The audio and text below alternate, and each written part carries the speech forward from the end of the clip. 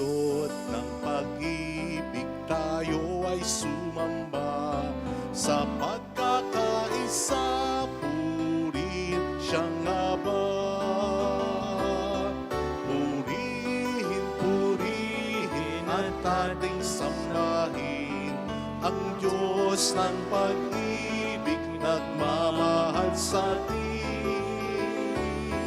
Buklod ng pag-ibig tayo ay sumamba sa pagkakaisa, purihin siyang Aba. Sa ngalan ng Ama at ng Anak ng Espiritu Santo, Amen. sumainyo ang Panginoon At sumaiyo rin. upang tayo maging marapat sa banal na misang ito, halina't magsisimulan sa ating mga kasalanan. Tayo pong lahat, inaamin ko sa makapangyarihang Diyos at sa inyo mga kapatid, na lubha akong nagkasala sa isip, sa salita at sa gawa, at sa aking pagkukulang. Kaya sinasamo ko sa mahal na Birheng Maria, sa lahat ng mga anghel at mga banal, at sa inyo mga kapatid na ako'y panalangin sa Panginoong ating Diyos. Kaawaan tayo ng mapagmahal na Diyos, patawarin sa ating mga sala, patnubayan hanggang sa buhay na walang hanggan. Amen. Panginoon, kaawaan mo kami. Panginoon, kaawaan mo kami. Kristo, kaawaan mo kami. Kristo, kaawaan mo kami. Panginoon, kaawaan mo kami. Panginoon, kaawaan mo kami. Yumuko tayo at manalangin. Ama naming makapangyarihan, ipakita mo ang iyong paglingap sa iyong pag-antig sa aming kalooban upang ang pamumungan ng gawain mo sa amin ay aming mapakinabangan at ang mapagpagaling mong katapatan ay aming mapangatawanan sa pamamagitan ni Jesucristo kasama ang Espiritu Santo magpa sa walang hanggan. Amen.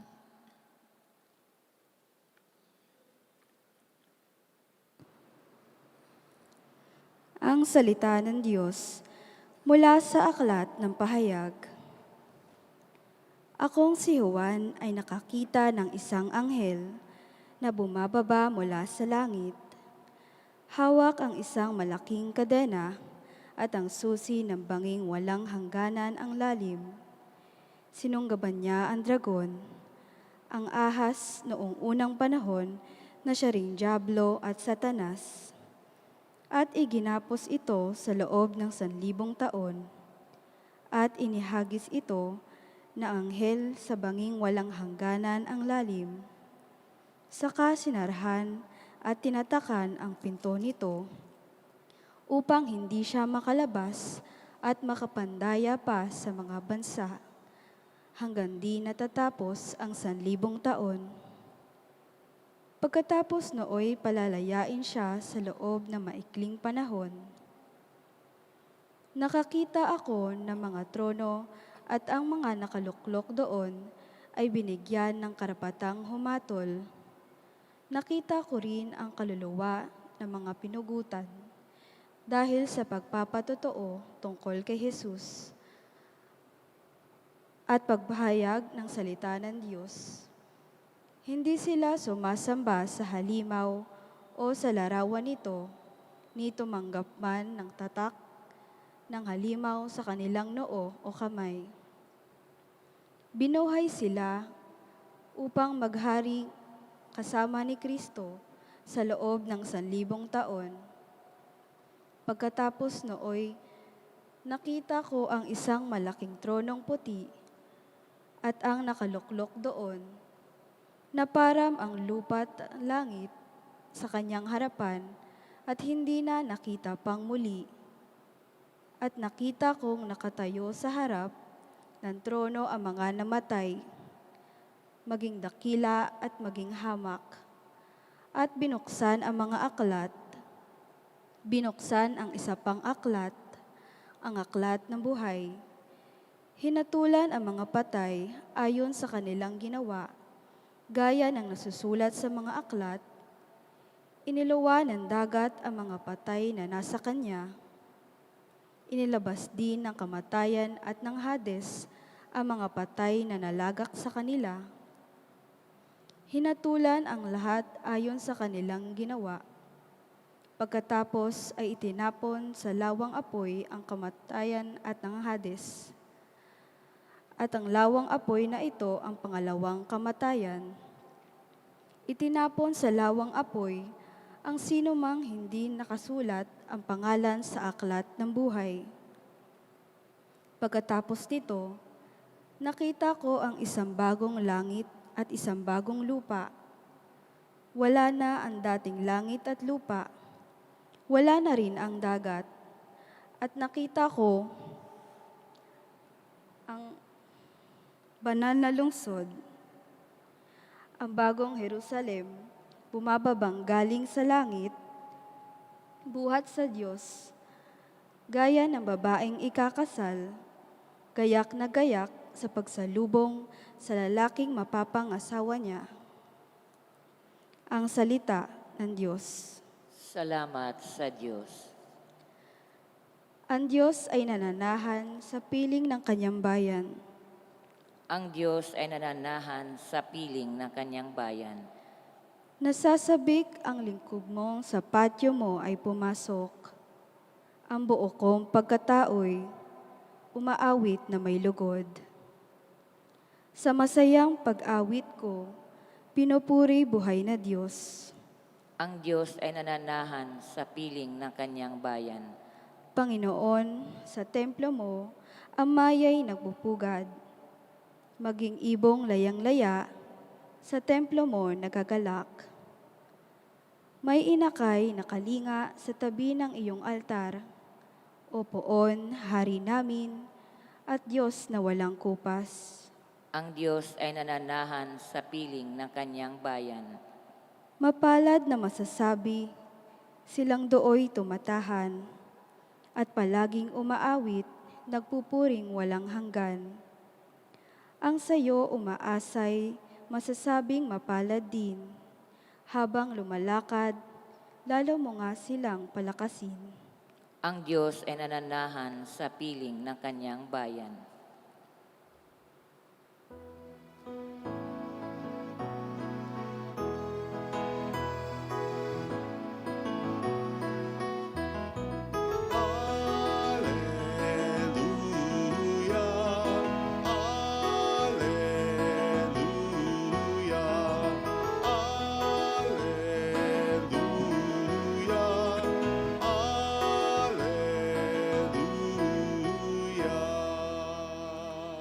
Sumayin niyo ang Panginoon. At sumaiyo rin. Ang mabuting balita ng Panginoon ayon kay San Lucas. Papuri sa iyo, Panginoon. Noong panahong yon, sinabi ni Jesus sa kaniyang mga alagad ang isang talinghaga, "Tingnan ninyo ang puno ng ikos at ibang punong kahoy. Kapag nagdadahon na ito, alam ninyong malapit na ang tag-araw. Gayon din naman, kapag nakita ninyong nangyayari na ang mga ito, malalaman ninyong malapit ng maghari ang Diyos." Tandaan ninyo, magaganap ang lahat ng ito bago mamatay ang lahat ng taong nabubuhay sa ngayon. Mawawala ang langit at ang lupa, ngunit ang mga salita ko'y hindi magkakabula. Mga kapatid, ang mabuting balita ng Panginoon. Pinupuri ka namin, Panginoong Hesukristo. Welcome sa Our Lady of Lazaret, Quasay Parish, kung saan ayos lang umiyak. Samahan tayo ng mahal na ina sa pag-iyak at sa pagdarasal upang maging maayos ang lahat. Meron po tayong kasabihan, action speaks louder than words. Obviously, louder means malakas. Pero sa mas diretsyong pagkapaliwanag ng sinabi nating kasabihan, ang ibig sabihin nito ay mas may dating, mas may bearing, mas katanggap-tanggap ang gawa kesa salita. Sa palagay ko, in reality ay hindi dapat mas mahalaga yung isa sa isa. Pareho lang dapat na mahalaga. Mahalaga din dapat ang salita. Because how can we express easily our thoughts, our feelings without words? We also use words in asking questions, giving directions, explaining things, affirming others, even ourselves. Napakahalaga ng salita. Kung bakit hindi ito nagkakaroon ng iba yung halaga kumpara sa gawa, tayo rin naman kasi ang may kasalanan sapagkat we've uttered meaningless words and empty promises. Ang dami na nating sinasabi at marami pa tayong sasabihin, walang kabuluhang mga salita. Minsan nga, di na nakatutulong, bastos pa, nakasasama pa. Bukod pa sa marami rin tayong sinasabi na hindi natin ginagawa, hindi natin pinaninindigan o napangyayari. Ilan na sa atin ang nabudol ng mga komandidato na nagsabi ng mga matatamis na salita, mga pangakong napako. Kaya nga may mga kumakandidato ngayon, ang sinasabing plataforma ay gawa, hindi salita. Pero sa loob-loob mo, nako, ganito rin to. Hindi ka rin maniwala sa kanyang salita. Ilan na sa atin yung naloko na mga sinabi sa atin o pinangako sa atin nung bata tayo, yung kapatid kong si RJ, hanggang ngayon binibiro ang tita kong si Ate Claire. Ang pinangbibiro ni RJ, nasan na yung kanyon na pinangako mo? Kasi nung bata si RJ, pinapangako sa kanya yung kanyon na nasa may simbahan yata ng Nueva Vizcaya. Na-realize ni RJ, di man lately lang, kundi dati pa, binibiro na nga lang niya ngayon si tita, na yung kanyon na hindi pwedeng ibigay sa kanya sapagkat hindi naman yun pag-aari ni tita.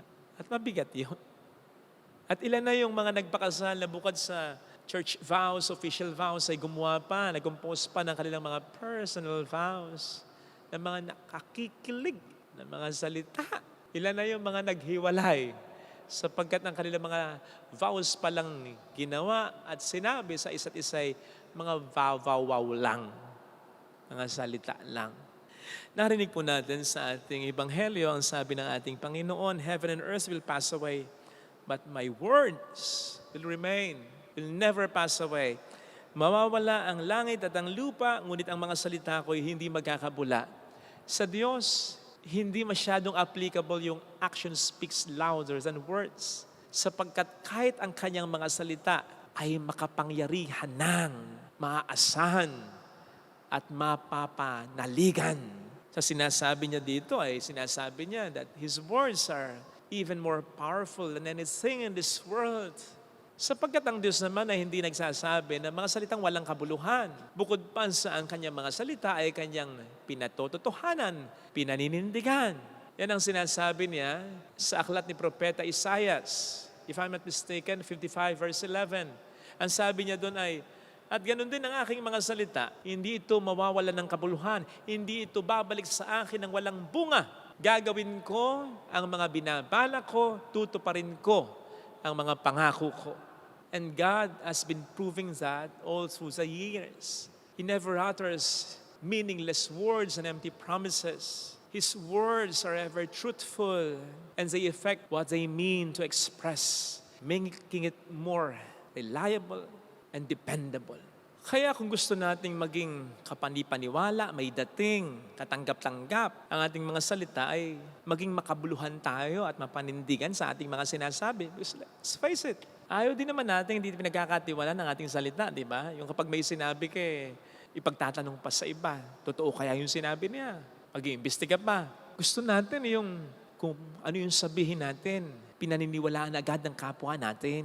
Kailan ba nagsabi sa akin yung aking sekretary nang sila daw ay mag-zumba dyan sa may palengke. Bago umuwi, dumaan muna siya sa palengke at nakita niya magandang sigangin yata yung baboy. Problema, wala siyang pera. Sinabi niya dun sa nagtitinda, pwede ba, ibalik ko na lang yung bayad. Pakikibalik ko na lang. Kunin ko muna yung baboy. Pumayag naman daw. Kaya lang resulta, o ang problema, may nakita naman siya sa kabilang stand yata na may prutas naman sa halagang mga 60 pesos yata. Yun din yung pinakiusap niya sapagkat inassume niya na naririnig naman nung tindera dito na pumayag yung tindero ng baboy. Kaya lang, to her surprise, hindi daw pumayag. Pumayag yung nakabantay na lalaki, pero nung nakausap, apparently yung asawa yata babae, hindi na pumayag. Sabi niya sa akin, Father, yung sa una nakakatuwa, pinagkatiwalaan ako sa halagang 1,300 pesos. Pero doon, 60 pesos, di ako pinagkatiwalaan. Sabi ko, hayaan mo na, baka nag-iingat lang talaga sila. But the truth is, and the point is, sarap yung pakiramdam kapag tayo pinagkakatiwalaan. Ayaw din naman natin yung tayo pinagdududa. Aminin natin yan. At para mangyari yan, dapat tularan natin ang Diyos. Maging katiwa-tiwala tayo sa mga binibitawan nating mga salita. Katulad nito, babaeng nakatulog dahil sa pagbabasa ng libro. Ano yung binabasa niyang libro? I-zoom in nga natin yung libro. How to Sleep Well. O diba? Legit! Effective!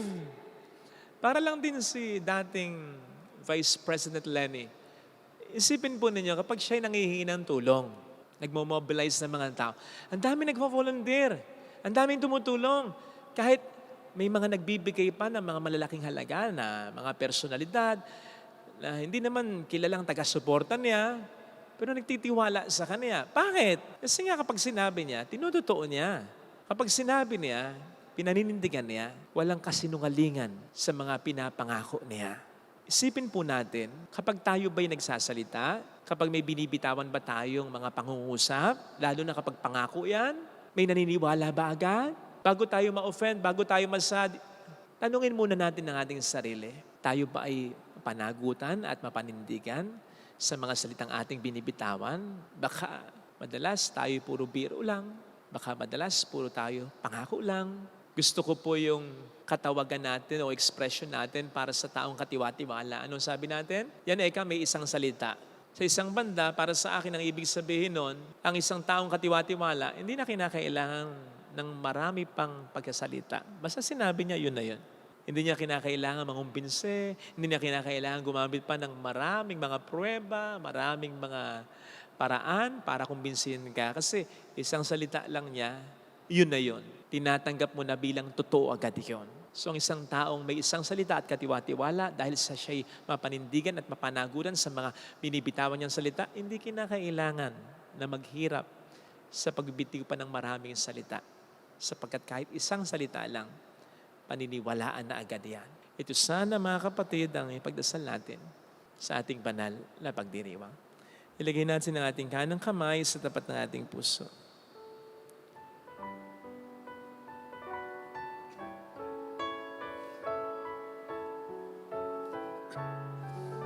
Awitin natin. Alam kong may magagawa ang Diyos.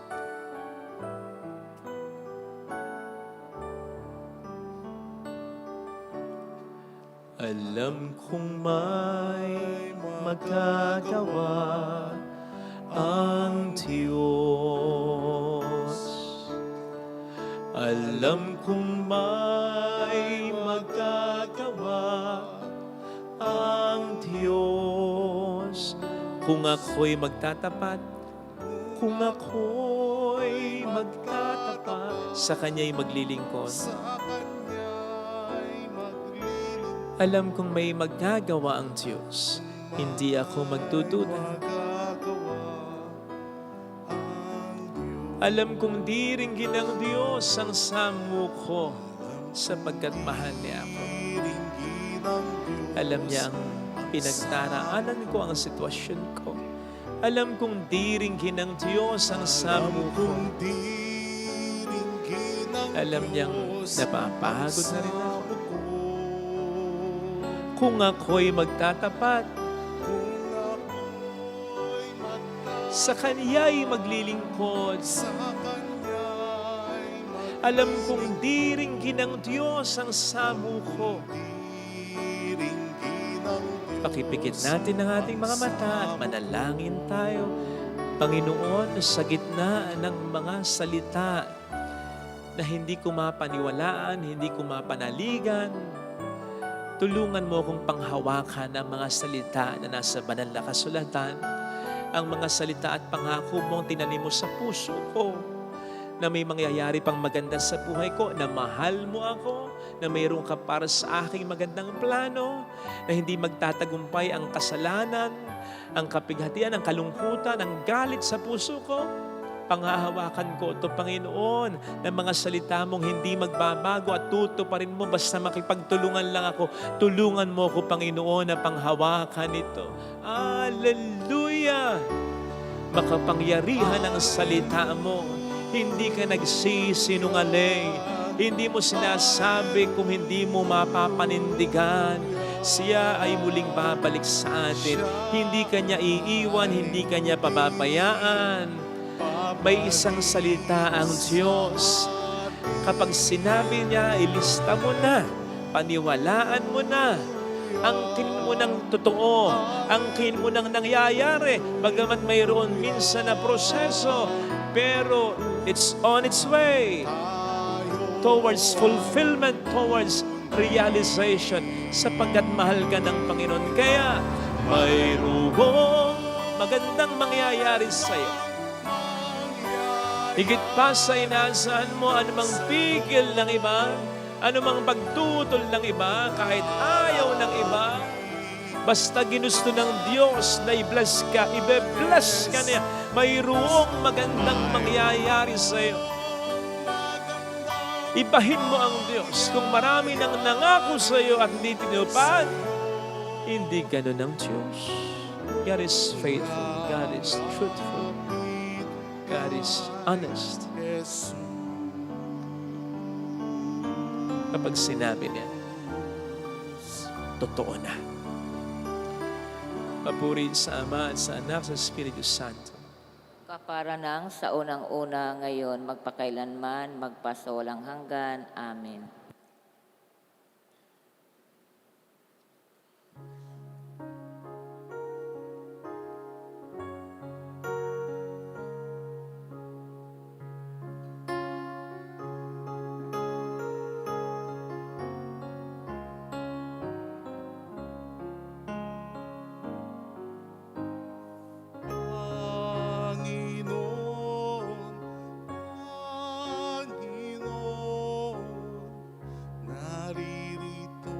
Akong inyong abang lingkod, Panginoon,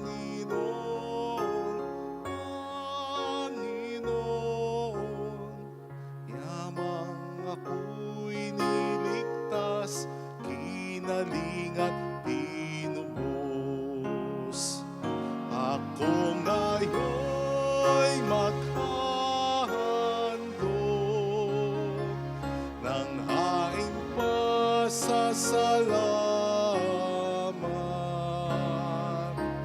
ang handog kong panalangin,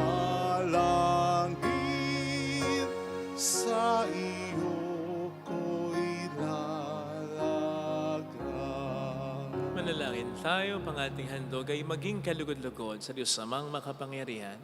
Tanggapin nawa ng Panginoon itong paghahain sa iyong makamay, sa kapurihan niya at karangalan, sa ating kapakinabangan at sa buong sambayanan niyang banal.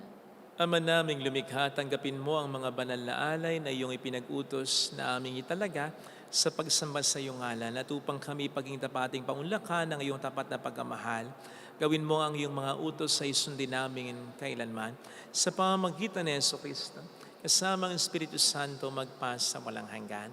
Amen. Sumainyo ang Panginoon. At sumaiyo rin. Itaas sa Diyos ang inyong puso at diwa. Itinaas na namin sa Panginoon. Pasalamatan ng ating Panginoong Diyos. Marapat na siya ay pasalamatan. Ama naming makapangyarihan, tunay nga pong marapat na ikaw ay aming pasalamatan sa pamamagitan ni Jesucristo na aming Panginoon. Siya ay naging kapwa naming maasahan upang may mangunang umako sa pananagutan dahil hangad mong magbago ang kinamihas ng pagkakaniya-kaniya ng sangkatauhan. Bunga ng pagtitiis, siya ay nanaig at ang kamatayan ay kanyang nalupig, kaya't siya ang aming daan para aming masapit ang iyong tapat at maasahang pag-ibig. Kaya kaisa ng mga anghel na nagsisiawit, Nang papuri sa iyo ng walang humpay sa kalangitan, kami nagbubunyi sa iyong kadakilaan. Santo, Santo, Santo, Panginoong Diyos ng mga hukbo, napupuno ang langit at lupa ng kadakilaan mo, Hosana sa kaitaasan. Pinagpalang na parito sa ngalan ng Panginoon, Hosana sa kaitaasan. Ama naming banal, ikaw po ang bukal ng tanang kabanalan, kahit sa pamamagitan po ng iyong Espiritu. Gawin mong banal ang mga kaloob na ito upang para po sa amin ay maging katawan at tugo ng iyong anak at aming Panginoong Hesukristo. Bago niya pinagtiis ang kusang loob na maging handog, hinawakan niya ang tinapay, pinasalamatan ka niya, pinaghati-hati niya iyon, niyabot sa kaniyang mga alagad at sinabi, tanggapin ninyong lahat ito at kanin. Ito ang aking katawan na ihahandog para sa inyo.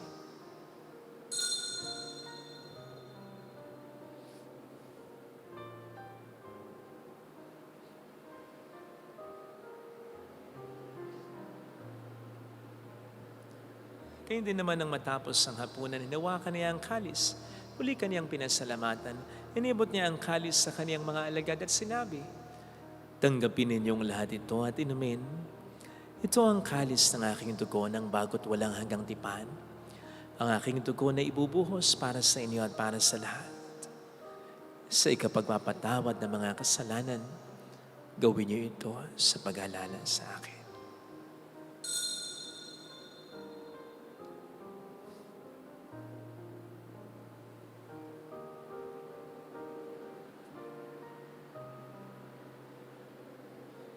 Ipagbunyi natin ang misteryo ng ating pananampalataya.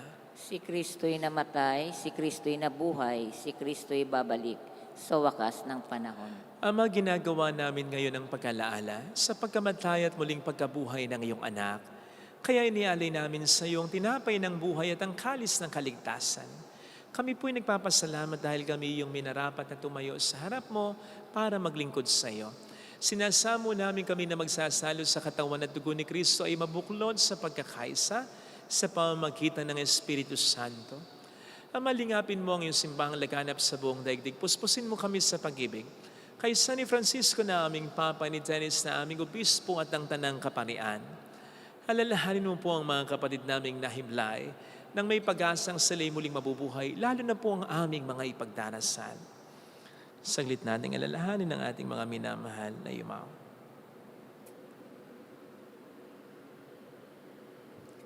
Kaawaan mo sila at patuloyin sa iyong kaliwanagan. Kaawaan mo at pagingtapatin kaming lahat na makasalo sa iyong buhay na walang wakas. Kaisa ang mahal na birhen ng Lasalet, ang ina ng Diyos. Isanusay ang kabiyak ng kanyang puso, lahat ng mga banal na namuhay dito sa daigdig ng kalugod-lugod sa iyo.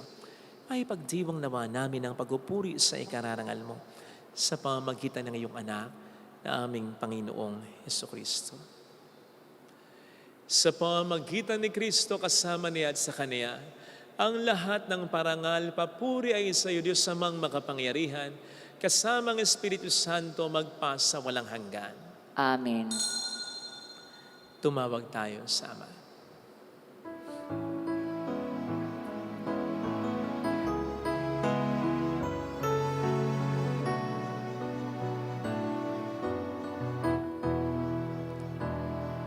Ama namin, sumasalangit ka, sambahin ang ngalan mo,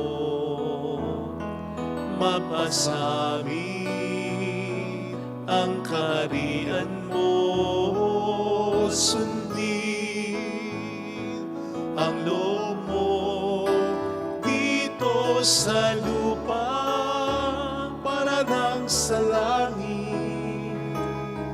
Bigyan mo kami ngayon ng aming kakanin sa araw-araw at patawarin mo kami sa aming mga sala para ng pagpapatawad namin sa nagkakasala sa amin. At huwag mo kami ipahintulot sa tukso, At ihadya mo kami sa lahat ng masama.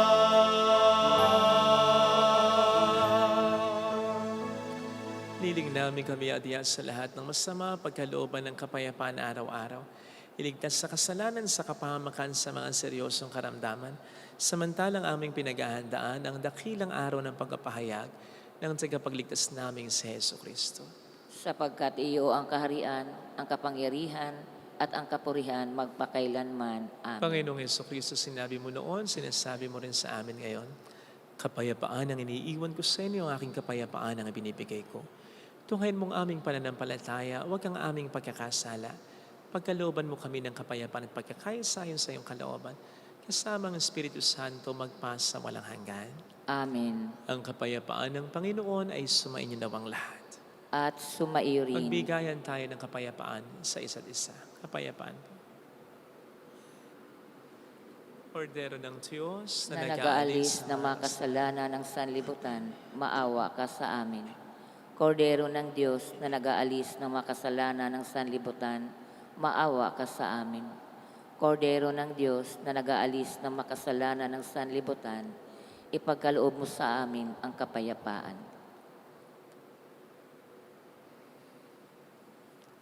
Narito sa harap natin ng Panginoon ang ating buhay at kaligtasan. Mapalad tayong inaanyayahan. Panginoon, hindi ako karapat-dapat na magpatuloy sa iyo. Ngunit sa isang salita mo lamang ay gagaling na ako.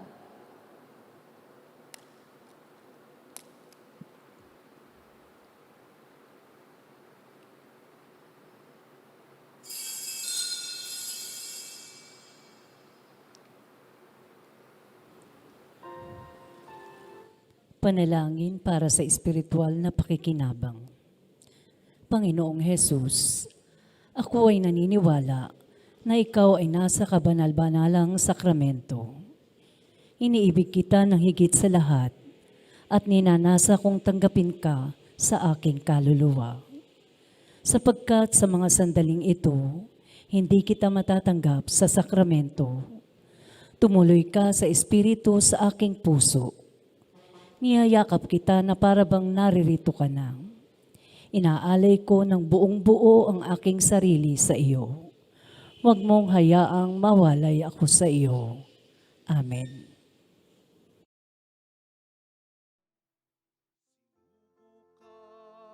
ng Diyos Ama, hirap ay hindi mo ininda. Ang tuwid na landas ay inihanda. Ang pag-asa ay iyong ipinulad. O Kristo, aming Panginoon.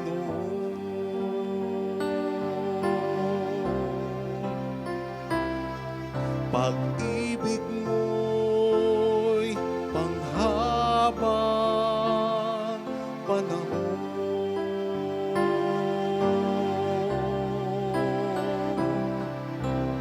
Hari kang laging tumutugon, hari kang panghabang panahon.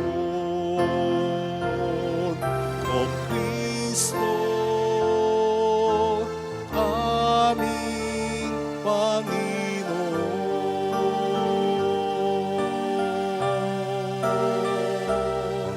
Pag-ibig mo'y panghabang panahon.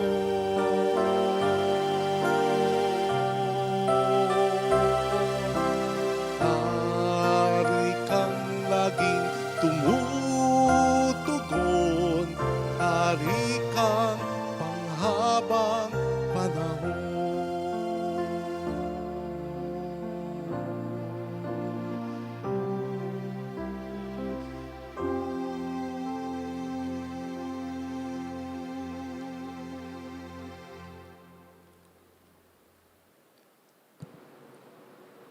Manalangin tayo.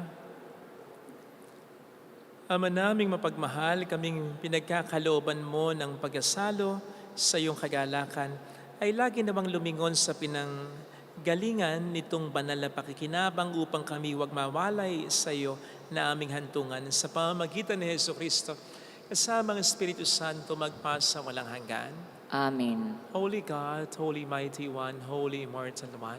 Have mercy on us and on the whole world. Holy God, Holy Mighty One, Holy Immortal One. Have mercy on us and on the whole world. Holy God, Holy Mighty One, Holy Immortal One. Have mercy on us and on the whole world. Jesus, King of Mercy, We trust in you. alalahanin, O mahal na Birhen ng Lasalit, ina ng pag-asa, ikaw ang nagpaalala sa aming magbalik loob sa Ama.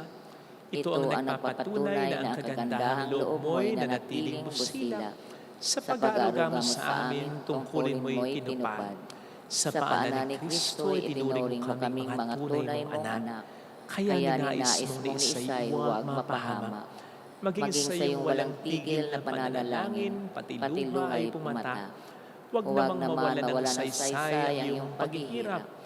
Hiling nawa namin sa iyo, o aming inanghiyag, na matapos ang pakikibaka namin sa mundong ito, at sa pananatili naming tapat kay Kristo, sa kapurihan mo'y makibahagi kaming ganap, upang kung nasaan ka ngayon, ay maparoon din kaming lahat, at ang kaganapan ng kalawalatian ng Diyos Ama ay tuluyang matupad siya nawa. Mahal na Birhen ng Lasalet, tagapagkasundo ng mga makasalanan.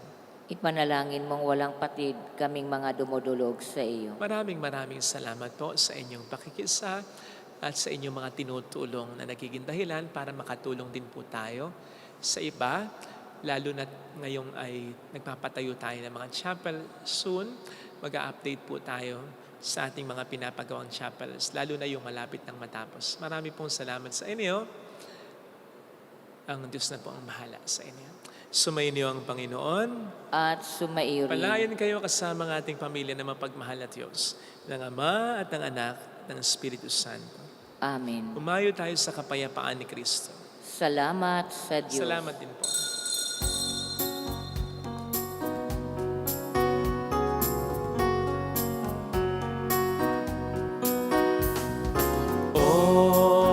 On this day, O Mother of our Lord, we sing you praise for lighting up our ways. Your tears did soften up the hearts of men, and they still do today. May our love for you bring comfort in your pain. On this day, O Mother of our Lord, we sing you praise for lighting up our way. Your tears did soften up the hearts of men, and they still do today. May our